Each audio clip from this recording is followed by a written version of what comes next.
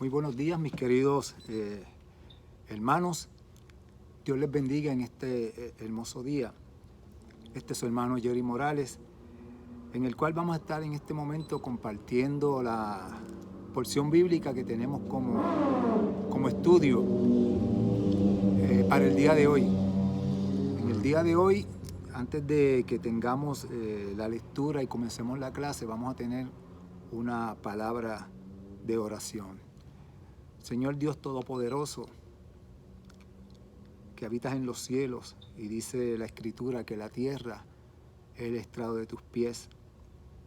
Señor, hoy nosotros, tus criaturas, nos presentamos delante de ti, dándote primeramente gracias. Gracias, Señor, por el día que nos concedes. Gracias, Señor, por tu amor y tu misericordia. Gracias, Señor, Padre, porque entramos en la época en la cual, Señor, celebramos. Y decimos, Señor, que celebramos. Padre bueno, el momento en que tú decidiste visitarnos a través de la persona de Jesús. Te damos gracias por esa demostración de amor, Señor, para con nosotros los seres humanos, para con la humanidad, Señor, y que al día de hoy, Señor, sigue vigente, Señor amado, ese hermoso regalo que tú nos diste a través de la persona de Jesús. Señor, que en la lección de hoy, Señor amado, nos enfoquemos en lo que verdaderamente es la celebración, Señor, de la Navidad. Gracias en el nombre de Jesús el Cristo. Amén, Señor, amén. Bien, mis queridos hermanos, en esta mañana vamos a tener en este día una lección que se encuentra como base bíblica, Mateo capítulo 1, los versos del 18 al 25. La lección tiene como tema un nacimiento único. El verso clave o texto áureo dice: dará a luz un hijo y le pondrás por nombre Jesús, porque él salvará a su pueblo de sus pecados. Y vamos a entrar rápidamente en la mañana, en el día de hoy. Quiero entrar a que consideremos la porción bíblica. Recuerden, Mateo capítulo 1, los versos del 18 al 25. Vamos a leerlo, los voy a leer completo, y luego vamos a estar discutiendo y analizando el mensaje que hay en esos versos y cómo lo traemos a nuestro diario vivir, al día de hoy, a cada uno de nosotros. Dice la Escritura: el nacimiento de Jesucristo fue así. Estando comprometida María, su madre, con José, antes que vivieran juntos, se halló que había concebido del Espíritu Santo. José, su marido, como era justo y no quería infamarla, quiso dejarla secretamente. Pensando él en esto, un ángel del Señor se le apareció en sueños y le dijo: José, hijo de David, no te vas a recibir a María, tu mujer, porque lo que en ella es engendrado del Espíritu Santo es. Dará a luz un hijo y le pondrás por nombre Jesús, porque él salvará a su pueblo de sus pecados. Todo esto aconteció para que se cumpliese lo que el Señor dijo por medio del profeta: una virgen concebirá y dará a luz un hijo, y le pondrás por nombre Emmanuel, que significa Dios con nosotros. Cuando despertó José del sueño, hizo como el ángel del Señor le había mandado, y recibió a su mujer, pero no la conoció hasta que dio a luz a su hijo primogénito y le puso por nombre Jesús. Esa es la porción bíblica que vamos a estar considerando en la mañana de hoy. Como objetivos de esta lección, vamos a tener lo siguiente. En esta lección vamos a examinar el verdadero significado de la celebración de la Navidad. No como nos instan a hacerlo las empresas comerciales o la comunicación en masa, sino como quienes de veras conocemos al Señor que nació en la Navidad. Mire, cuando llega el periodo de la Navidad, Cuando usted busca en Lucas, ¿cuál fue la reacción? ¿Qué pasó cuando Jesús nació? Dice que hubo cánticos de alabanza, que hasta los ángeles cantaron. Había regocijo entre los pastores, había alegría por el nacimiento del Mesías prometido, del Salvador del mundo. Y en el día de hoy, la Navidad lo que provoca es estrés, es un ajoro de vida, que si hay que pintar la casa, que si hay que arreglar, que si las bombillitas del año pasado se me fundieron, de que si fui tarde a buscar adornos y no habían, que si a quién le tengo que regalar, que no me atrevo a regalar este regalo. Y lo otro que escuchamos en la Navidad, mire, yo no sé si a usted le va a ser familiar esta estrofa. Hay una canción que describe muy bien, por lo menos parte de esa canción, que describe muy bien lo que la gran mayoría del pueblo piensa que es la Navidad. Es una canción que canta el Gran Combo. Y uno de los estribillos dice lo siguiente: a comer pasteles, a comer lechón, arroz con gandules y a beber ron. Que venga morcilla, venga de todo. Y después termina diciendo, y que se chave todo, compay. Ese es el concepto de celebración navideña que mucha gente tiene. E incluso en medio de la misma, lo que se percibe es la comelata y la bebelata. Y las canciones que usted escucha giran prácticamente alrededor de eso, de la supuesta festividad de celebración navideña, que es el comer, el beber, el fiestar, el ingerir, el parrandear. Y lamentablemente en la iglesia ese espíritu muchas veces se ha metido. Sí, escuchaba yo, me puse a analizar las canciones supuestamente navideñas que han salido en los últimos tiempos de hermanos en la fe, y prácticamente no mencionan el ingerir bebidas alcohólicas, pero también están por la línea de la comelata y la bebelata. Y usted escucha que si vamos para el matutino, pero en el matutino le están diciendo, prepara, abre la nevera, prepara el sopón, que si esto, que si vamos a comernos esto, que si prepárate, que si vamos a ir para allá, que si esto. Y todo tiende a girar prácticamente en lo mismo. Quizás no, hay un dicho que dice que el pueblo cristiano, la gran mayoría no bebe, pero que come como llaga mala, como decía mi abuela. Y prácticamente la celebración de la Navidad se ha ido en detrás de esa línea. De sí, hay el cántico. Entonces, los cánticos que decían los ángeles, por ejemplo, de alabanza, de gloria a Dios en las alturas y en la tierra paz a los hombres de buena voluntad. He aquí en la ciudad de Belén os ha nacido un Salvador. Ese tipo de cántico de alabanza, de adoración, de reflexión, pues prácticamente está ausente. Lo que hay es el cántico de celebración, sí, pero de celebración donde estamos complaciendo nuestros gustos, nuestros deseos. Y eso es lo que se está viendo, lamentablemente. También vamos a estar viendo como objetivo comprender que la encarnación de Dios en Jesucristo para nuestra salvación implica encarnarnos como iglesia y como individuos en la sociedad en que vivimos y responder a sus necesidades y dolores en solidaridad y en amor. Esos son los objetivos que vamos a estar viendo en el día de hoy a través de la lección. Y quiero compartir el vocabulario. En el vocabulario hay 3 nombres importantísimos en esta porción bíblica. El primero es el de María. María sabemos que es el nombre de la madre de Jesús, es el equivalente de la hermana de Moisés, Miriam. Esto es una de las muchas señales que vemos en el Evangelio de la conexión entre la obra salvadora de Dios en Jesucristo y su obra salvadora a través de las edades. El otro nombre que aparece es Emanuel, que quiere decir Dios con nosotros. El nacimiento de un hijo de ese nombre fue señal para Acaz de que Dios no le había abandonado.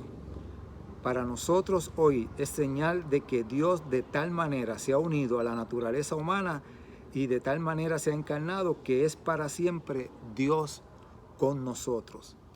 Y el tercer nombre es Jesús. Jesús es la forma griega de Josué, que significa Dios o Jehová salva. Luego, en Jesús Dios está con nosotros para salvar. El Dios que salva en Jesús es el mismo Dios que está con nosotros. Bendito sea el nombre del Señor. Le damos gracias al Señor por su hermosa palabra. Bien, vamos a comenzar con la clase. Recordamos que las Navidades en el día de hoy, como decía, se caracterizan por el bullicio y las fiestas. Posiblemente por eso mismo es también tiempo de estrés y tensión interna. Dice, hay que preparar todo para la Nochebuena. Para la cena de Nochebuena hay que mandarles tarjeta no solo a nuestros amigos y familiares, sino a cuanta persona hemos conocido a través de los años. Eso es parte del estrés que mucha gente y de la tensión que se acarrea mucha gente en los tiempos de Navidad. Ese estrés de mandar tarjeta, que si mandar saludos, que si preparar la cena, que si, como le decía al principio, que si pintar la casa, que si hay que arreglarla, que si nos llegan visitas. Gracias a Dios por esta Navidad. Yo compartía con mi esposa que lo único que me alegra de esta Navidad es que nos vamos a librar de los cacheteros. De esos que les gusta visitar en Navidad, pero es para chequear y como la plaga de las langostas, vaciarte lo que tienes en la nevera. Así que en estas Navidades pues nos libramos de los cacheteros. Bien, pero continuamos. Eso es una nota jocosa que quería compartir con ustedes. Preguntamos si se nos olvidaría a alguien, ¿qué le compro a Perencejo, que ya tiene de todo?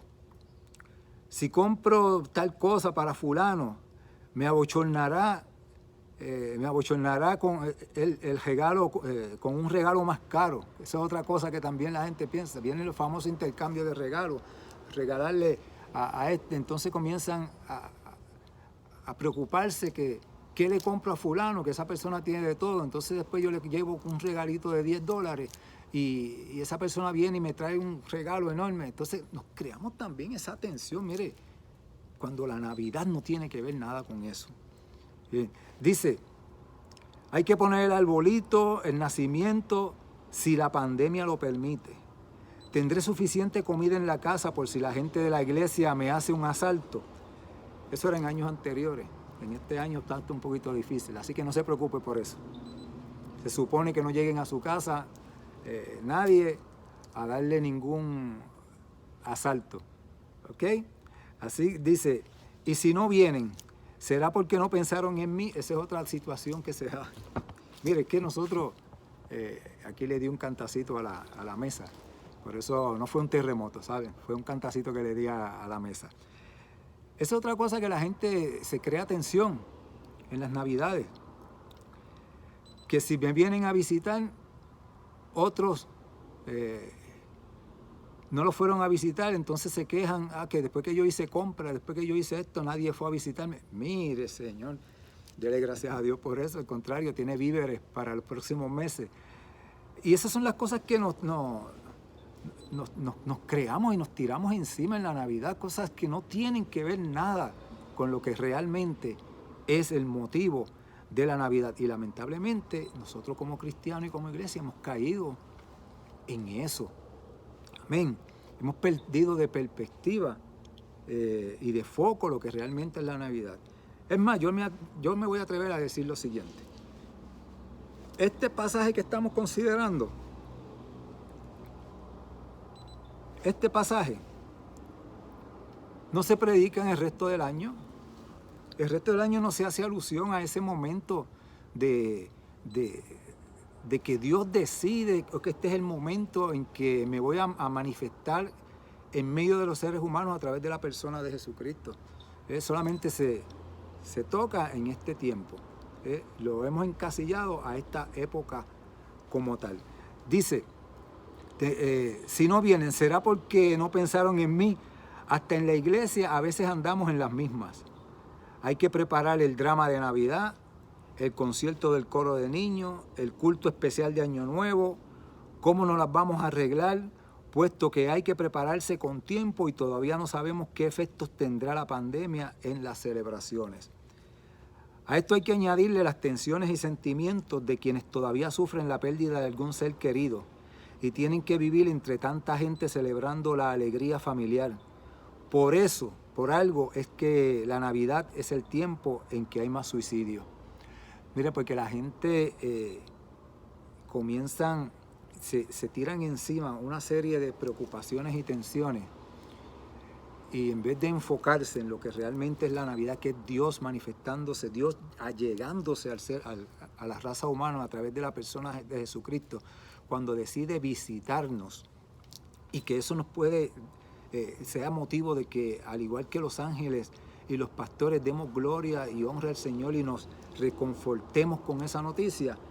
Lo que nos crea es estrés, tensiones, y muchas personas caen en desesperación, invade la melancolía, porque como dice aquí el escritor, comienzan a pensar en personas que no estuvieron, que no están presentes, pues por las razones que sean, y caen en una tristeza, otros depresivos.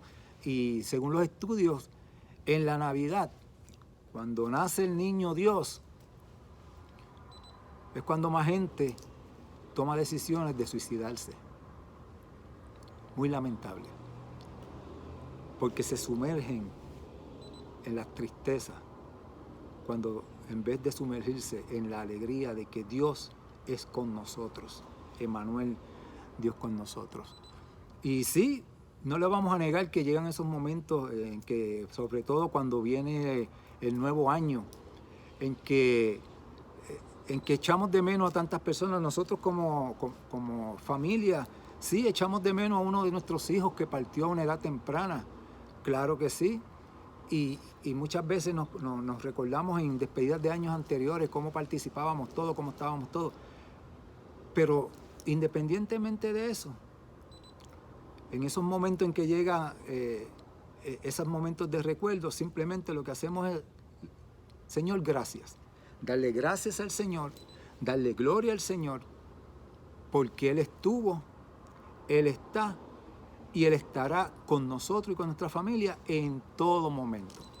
Y seguimos nuestra vida adelante y celebrando lo que realmente es la Navidad. Dice, por todo esto tenemos que esforzarnos para que la lección de hoy, en lugar de añadirle más tensión a la gente, nos ayude a ver más allá de la algarabía navideña. El modo en que haremos esto será subrayar las dimensiones de la Navidad. La Navidad significa que aunque yo no tenga que comprarle algo a Mengano, aunque a Perencejo se moleste conmigo, porque lo que le compré no le pareció bien, Dios está conmigo.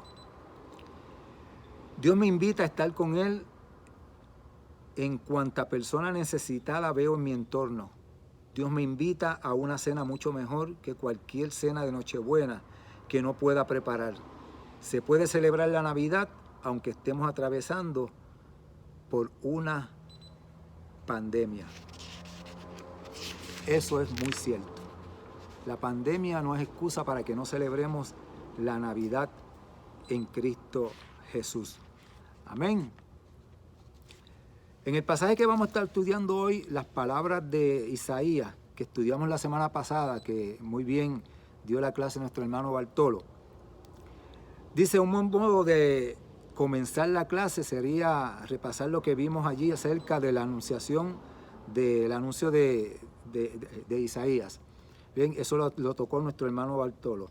Pero lo que buscamos en esta lección de hoy es ayudarnos a resistir lo que la sociedad en torno a nuestro nos dice tan fuertemente acerca de la Navidad, que es tiempo para gastar lo que tenemos, incluso hasta lo que no tenemos, que es tiempo para comprar regalos para cuantas personas conocemos, que es tiempo para bullicios, para huelgas, o que el mejor modo de celebrarla es dejándonos llevar por los sentimientos que nos inundan cuando vemos a un recién nacido.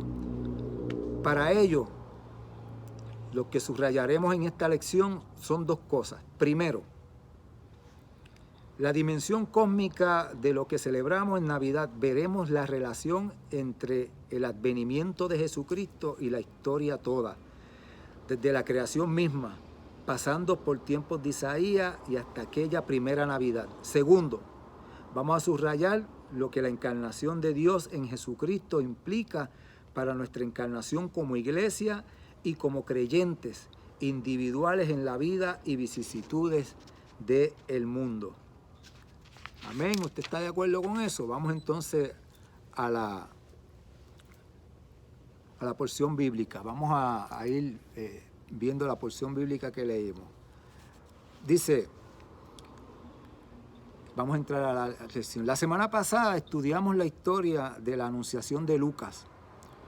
Hoy vamos a estudiar un pasaje paralelo en Mateo, puesto que frecuentemente se leen estos dos pasajes así, uno después del otro.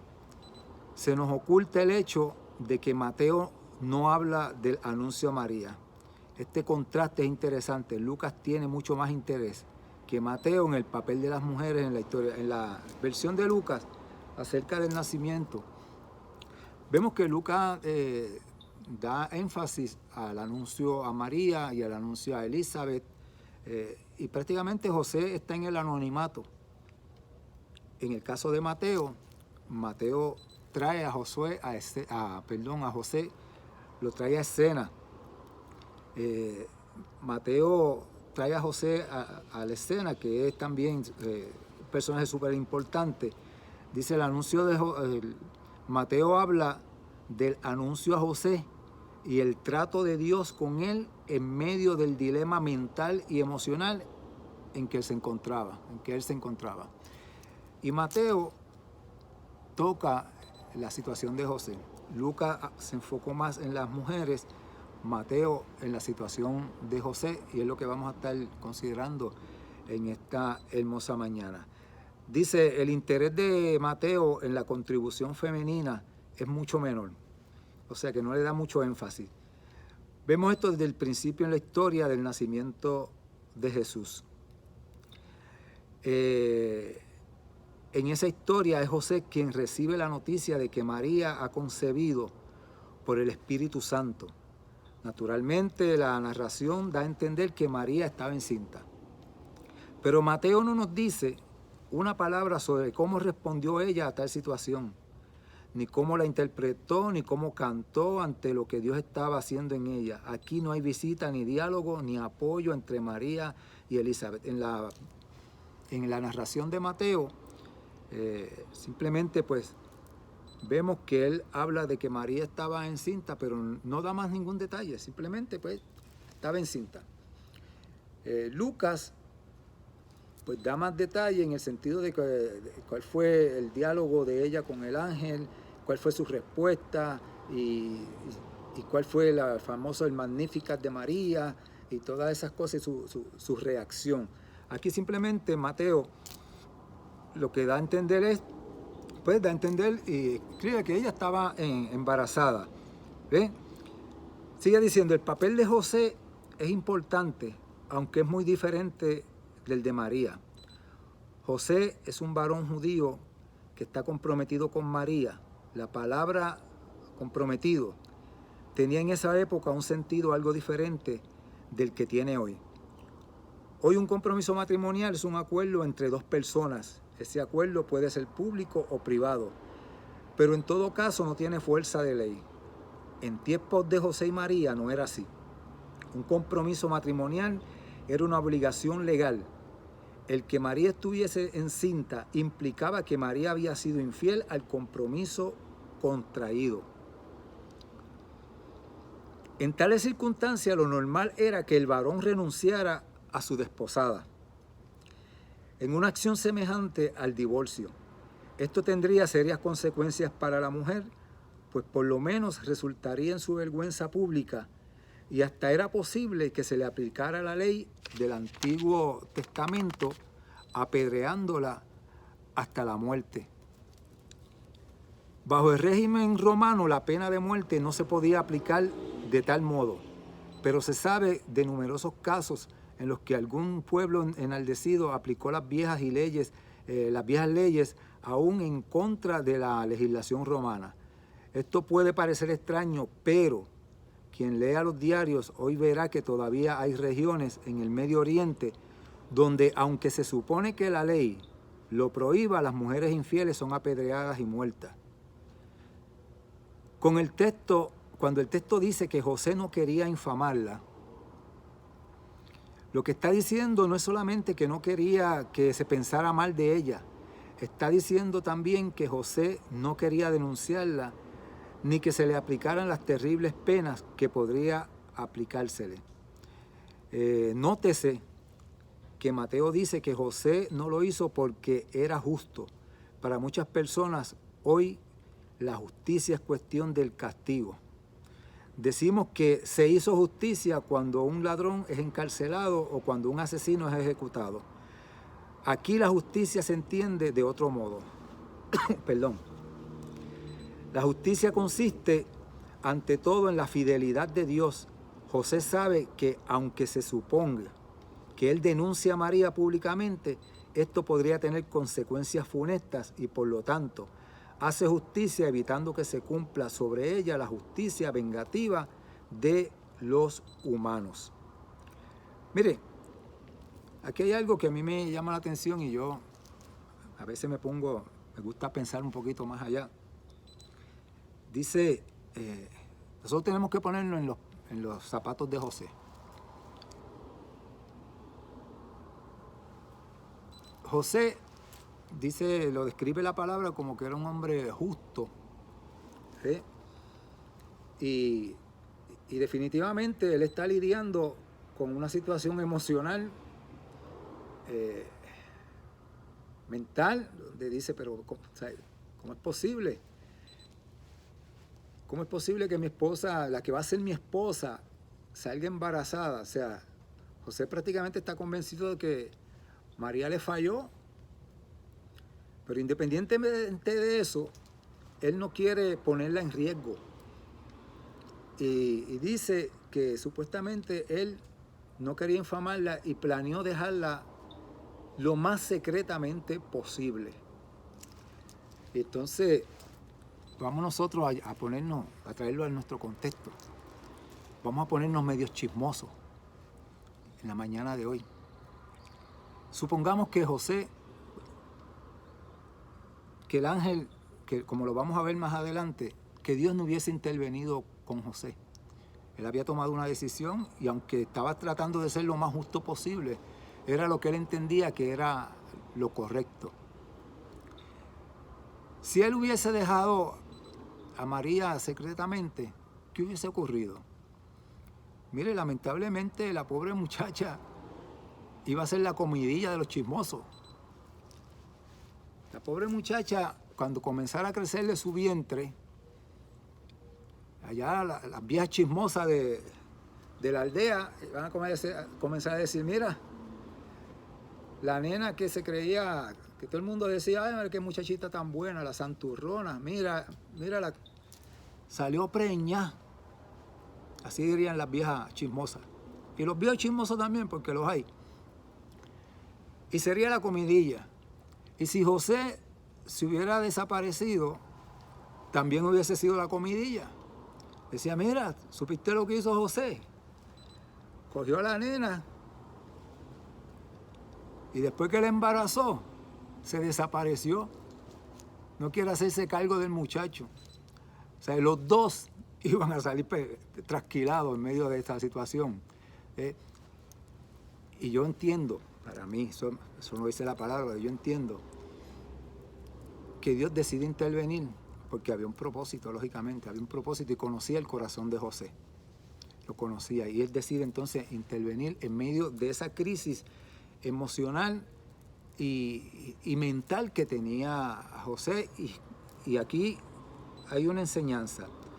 José quizás quiso tomar la decisión que él entendía que era la más conveniente, pero no siempre que creemos que una decisión es la más conveniente, quiere decir que es la mejor decisión. Y aquí lo vamos a ver más adelante. El pasaje pasa entonces a citar el texto de Isaías que estudiamos la semana pasada. Es bueno recordar lo que vimos en la lección sobre la tipología. Como el cumplimiento de pasajes del Antiguo Testamento no quiere decir necesariamente que las palabras fuesen pronósticos de lo que había que acontecer, sino que el modo en que Dios actúa en el pasado es señal del modo en que Dios actúa y por tanto tiene su culminación en Jesús, la suprema acción de Dios. Sobre esto volvemos en la aplicación de la lección. En los versos 22 al 23, a ver, nos narra, prácticamente viene el fin de lo que se narra aquí. Pero en la intervención que Dios da, en la intervención que Dios tiene con José,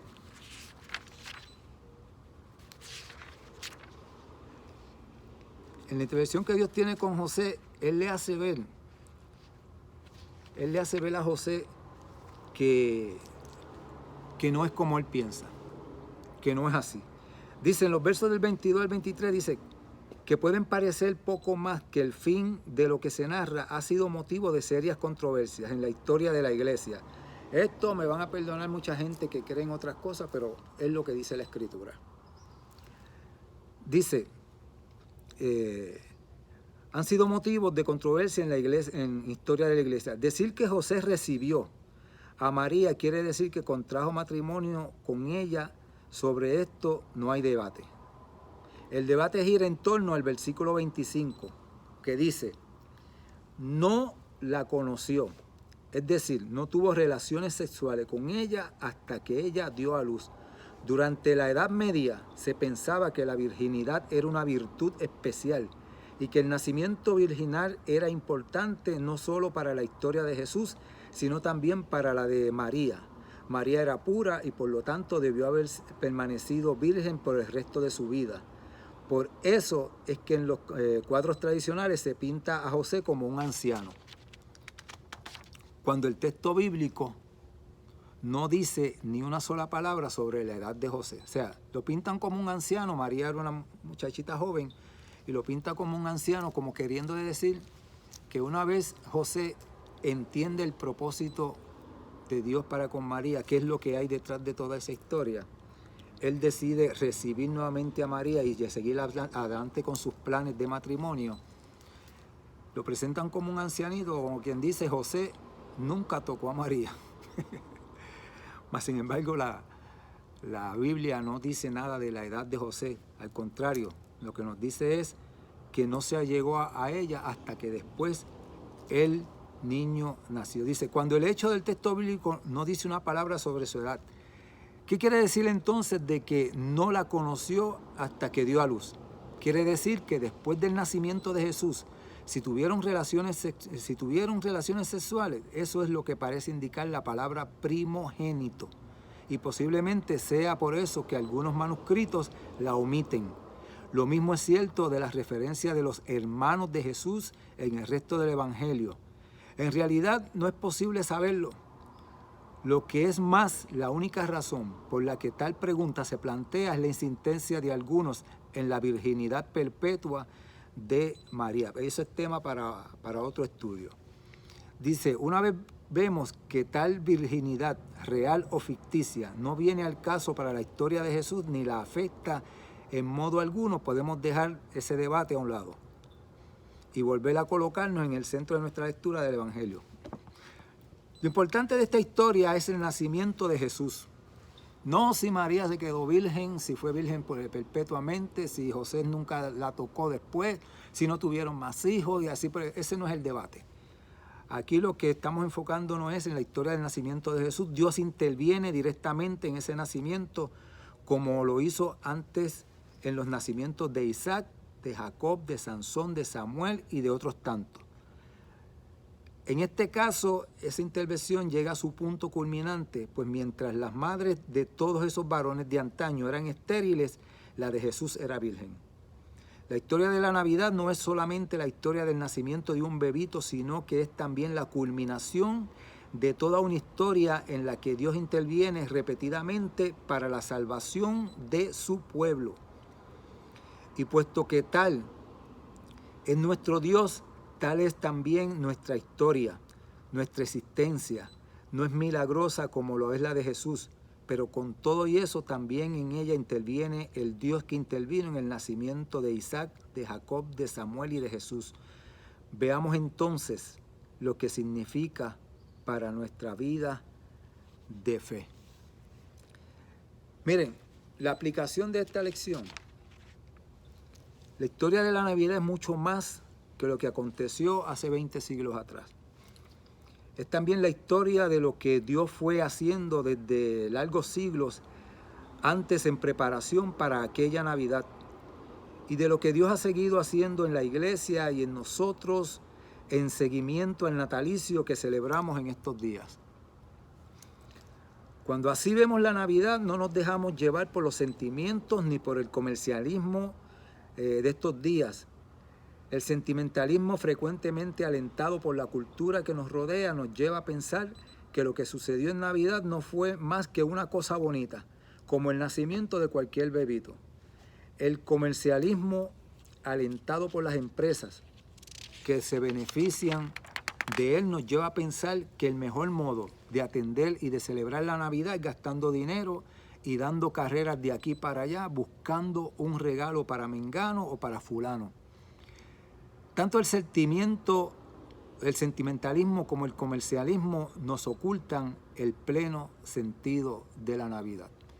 Y lamentablemente eso es lo que se ha estado viendo en los últimos años. El verdadero significado de la Navidad prácticamente ha sido opacado por el comercialismo, por el sentimentalismo, por tantas cosas. Y el verdadero significado de la Navidad, incluso, lamentablemente, en las mismas iglesias, pues muchas veces lo hemos pasado como que a un segundo plano y no le damos la importancia que realmente tiene. Sí, es momento de celebrar. A mí me encanta la época navideña. Celebramos, gozamos. Bueno, ¿qué no hacemos? Pero no podemos perder de foco de que dio principio a esto es precisamente Jesús, nuestro Señor y Salvador. Y que de nuestra boca lo que tiene que salir es motivo de alabanza y de regocijo y de alegría, porque os ha nacido hoy, como dijeron los ángeles, un Salvador. Dice, cuando como Mateo vemos la historia pasada a través de los lentes de la Navidad, vemos que toda esa historia era preparación y anuncio de lo que acontecería en Belén aquella primera Nochebuena. Vemos que en ese gran día todas las cosas viejas pasaron, porque todo era preparación para ese día. Y el tiempo tan anhelado ha llegado. ¿Recuerdan el himno que dice, oh ven, Emanuel, que dice, el Hijo, el deseado por todo tiempo y toda edad, en ti nació en Belén? Lo que no debemos olvidar es que nuestras vidas todas han de vivirse a partir de la Navidad. Sí, como vimos en la lección pasada, Jesucristo es la culminación hacia la cual apunta toda la historia. Jesucristo también es el patrón o paradigma que la vida ha de seguir a partir de entonces. Es por esto que la estación de Navidad es tan importante para la iglesia. Es la estación que marca el advenimiento de nuestro Señor. La Navidad es también la estación que nos recuerda que a partir de entonces no estamos solos, no estamos solas, sino que Dios es Emanuel, que Dios es con nosotros. Como dijera un antiguo escritor cristiano, Clemente de Alejandría, en el ocaso de aquella noche amaneció la eternidad. Y sobre todo, la Navidad nos recuerda que como hijos e hijas de este Dios con nosotros, nuestro deber es encarnarnos, oiga bien esto, nuestro deber es encarnarnos como Dios se encarnó y como Él ir precisamente a aquellos lugares en los que le desobedece y no se reconoce su señorío. Concretamente, esto quiere decir que ya no podemos pensar que la vida transcurre aparte de la presencia de Dios. Este mundo en que vivimos es un mundo el cual Dios vino. Ciertamente el mundo no le aceptó. Y buena parte del mundo sigue viviendo como si la encarnación nunca hubiese acontecido. Pero lo cierto es que Dios vino al mundo, que el mundo es de Él. Y que quienes nos llamamos por su nombre, los cristianos, hemos de vivir en el mundo como quienes lo sabemos. Cuando a través de los lentes de la Navidad vemos la luz, sabemos que esa luz fue creada para iluminar el pesebre de Belén. Cuando leemos la historia de Acaz y del profeta Isaías, sabemos que esa historia fue preámbulo o preludio para el nacimiento del Salvador. Cuando a través de los lentes miramos el presente, sabemos que la creación entera se ha vuelto sagrada, porque nada menos que Dios mismo ha venido a ella. La vida cristiana es vida en este mundo sacralizado por el Dios Emmanuel. Tristemente, no es así. Que los cristianos y cristianas hemos mirado al mundo y a nuestro prójimo. Si, como tan frecuentemente sucede, vemos corrupción en el mundo, corrupción en la política, explotación de los débiles, abusos de los indefensos, pensamos que, puesto que eso no es de Dios, lo que debemos hacer es apartarnos de ello. Cuando vemos a una persona sumida en el pecado, como tantas personas que parecen vivir sin rumbo fijo, o como tantas otras que parecen vivir solo para su propio bienestar, nos imaginamos que lo que Dios quiere es que nos apartemos de ellas, que no tengamos nada que ver con ellos. Repasemos rápidamente la vida de este Jesús que nació en Navidad. Veremos que fue siempre una vida de presencia en medio de personas despreciadas, pecadoras y tenidas por indignas por las gentes puras y religiosas. Repetidamente le criticaron por comer y beber con los pecadores y publicanos. En la sinagoga, en medio de la gente preocupada por rendirle culto a Dios en toda su pureza, Jesús se ocupó de una mujer encorvada. Tocó a personas que la sociedad consideraba inmundas. Usó a un samaritano como ejemplo de enseñanza religiosa para un doctor de la ley. Es decir, un hombre ducho en las escrituras, la gente religiosa se escandalizó cuando bendijo a una mujer conocida por sus malas costumbres. Hasta sus discípulos se sorprendieron viéndolo hablar con una mujer samaritana. Esa vida de Jesús, cuyo comienzo celebramos en nuestros días, no es solo el cumplimiento de los patrones de la historia anterior, sino que ha de ser también el patrón de nuestras vidas hoy. Si Jesús vivió en medio de publicanos, rameras, pecadores, la iglesia de hoy vive en medio de las mismas clases de personas. Y esto quiere decir que como las personas religiosas de entonces tenemos dos opciones. Una de ellas es dedicarnos exclusivamente a la religión, venir a la iglesia todo el tiempo, cantar muchos himnos, elevar muchas alabanzas, pero asegurándonos siempre de que la iglesia permanezca pura, que no se contamine por el contacto con personas impuras. Y la otra opción es, al mismo tiempo que asistimos a la iglesia, que cantamos himnos y elevamos alabanzas, asegurarnos de que tanto la iglesia como cada uno de nosotros y nosotras estemos a la disposición de los necesitados, de los pecadores, de aquellas personas quienes la sociedad condena. ¿Cuál de estas opciones será la que Jesús quiere que sigamos? Con respecto a esto, preguntémonos, ¿quiénes son las personas despreciadas en nuestro derredor? ¿Serán algunos inmigrantes, enfermos, personas de vida familiar desordenada y descompuesta? ¿Qué paralelismos podemos ver entre tales personas y algunas de aquellas a quienes Jesús se allegó.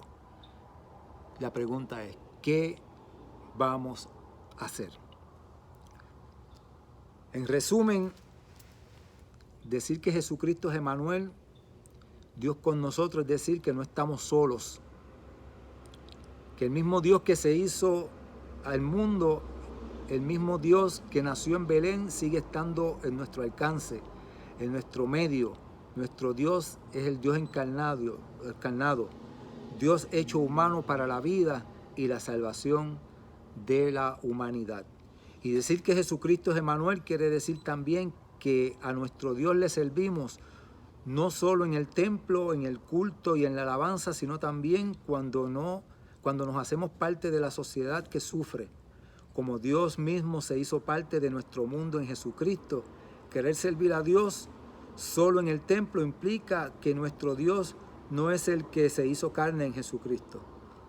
Por lo tanto, la mejor celebración navideña es aquella en la que firme en la fe en el Dios que nació en Belén, nos encarnamos en la vida de la sociedad y particularmente en el dolor y la necesidad de quienes nos rodean.